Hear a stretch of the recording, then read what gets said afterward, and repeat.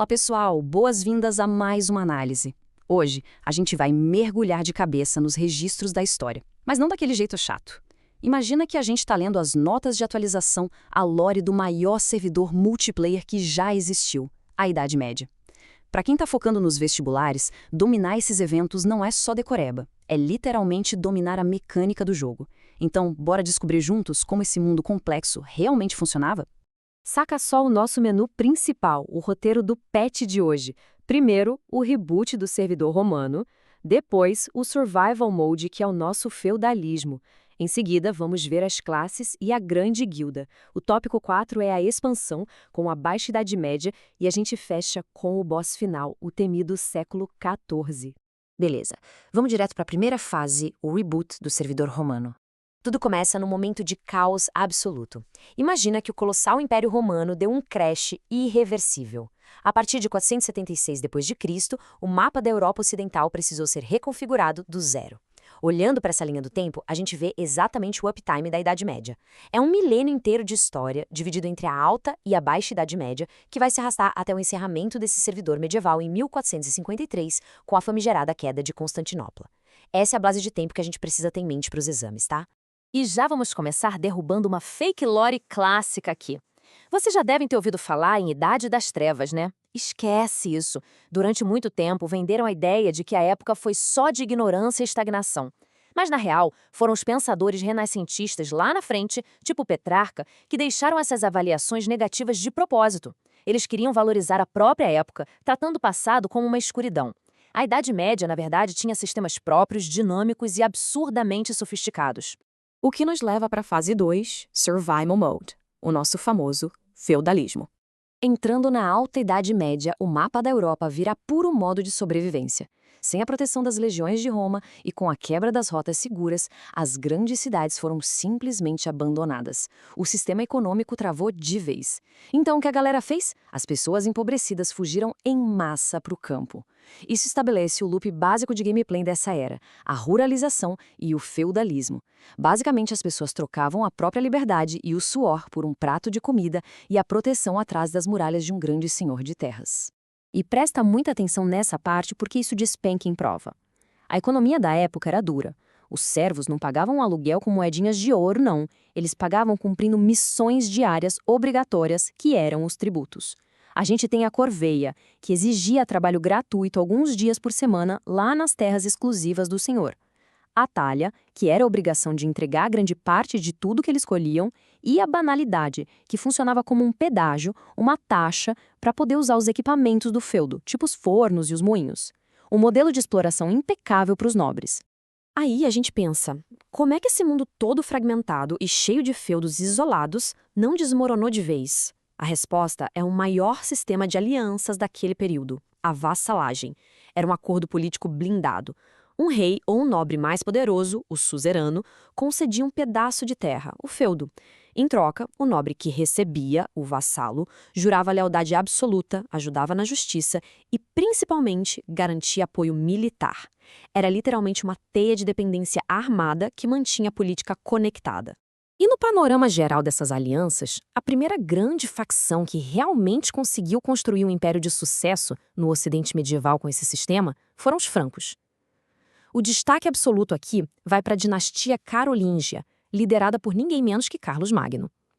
Ele conseguiu unificar um território gigantesco, misturando o poder militar germânico com o apoio fortíssimo das instituições da época. E por falar em sociedade, vamos para o tópico 3, classes e a grande guilda. Chegando na tela de seleção de personagens dessa sociedade, a regra de ouro para gabaritar é lembrar que a sociedade era estamental, zero mobilidade social. A gente tem a nobreza, os belatores, que eram os privilegiados, os guerreiros donos das terras e protetores.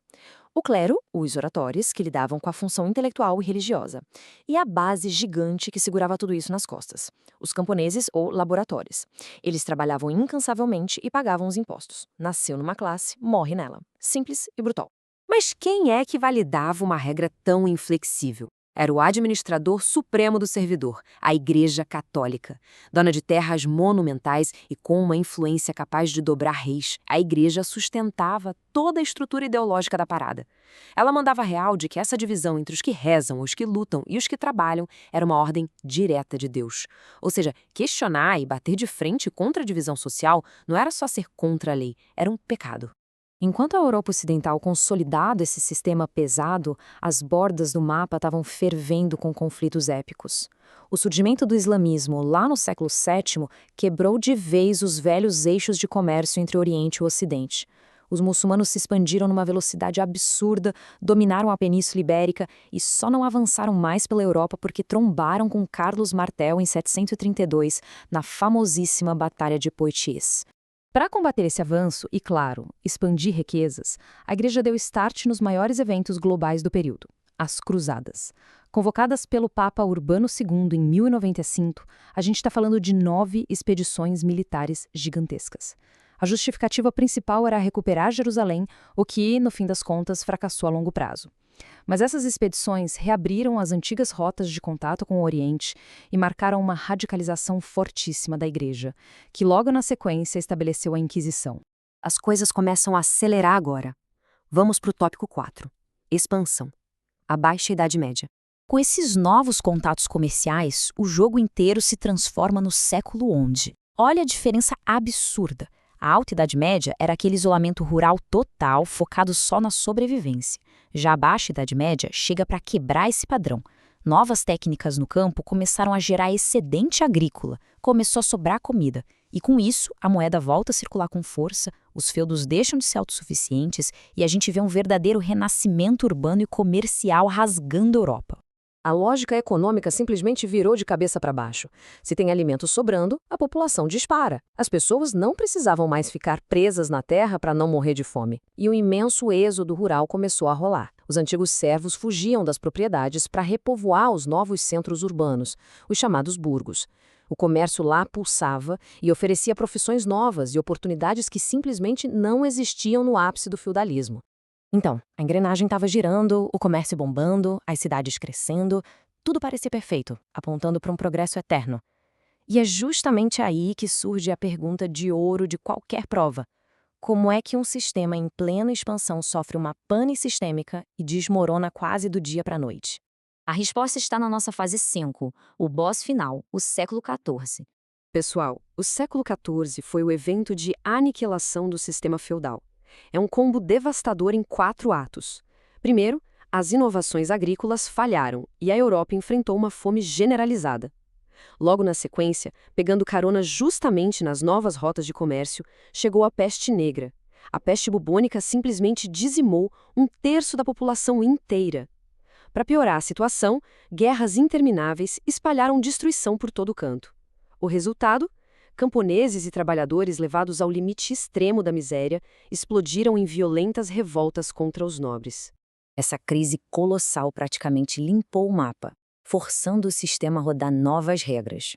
O isolamento feudal não existia mais. Aquele poder que ficava fatiado nas mãos dos senhores rurais abriu espaço para reis fortes concentrarem exércitos, criando os imponentes estados nacionais.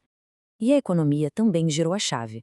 As velhas práticas locais deram lugar a um novo gigante da era moderna, o mercantilismo, forçando todo mundo a olhar para as águas inexploradas do Atlântico. Mas o marco histórico definitivo, a tela de fim de jogo para a Idade Média, acontece no extremo leste. A queda de Constantinopla pelas mãos do Império Otomano em 1453. Essa queda bloqueou militarmente as principais rotas terrestres de especiarias para o Oriente, cortando de vez a principal veia que alimentava a economia europeia renascida. Com esse bloqueio gigantesco na frente, os reinos precisaram de uma saída urgente. Sem acesso por terra, a Europa foi forçada a encarar o imenso Oceano Atlântico, dando pontapé inicial na Era dos Descobrimentos. Então, o fim do modo de sobrevivência medieval não foi só um encerramento, foi a base que construiu o poder dos Estados nacionais e a globalização que a gente conhece hoje. Quando a gente domina como essa engrenagem funcionou e quebrou, as peças do xadrez histórico se encaixam perfeitamente. E fica a reflexão vital. Será que entender como o mundo quase colapsou no passado não muda completamente o jeito que a gente visualiza as inovações e as crises do nosso presente? Pensem nisso. Muito foco nos estudos e até a próxima análise.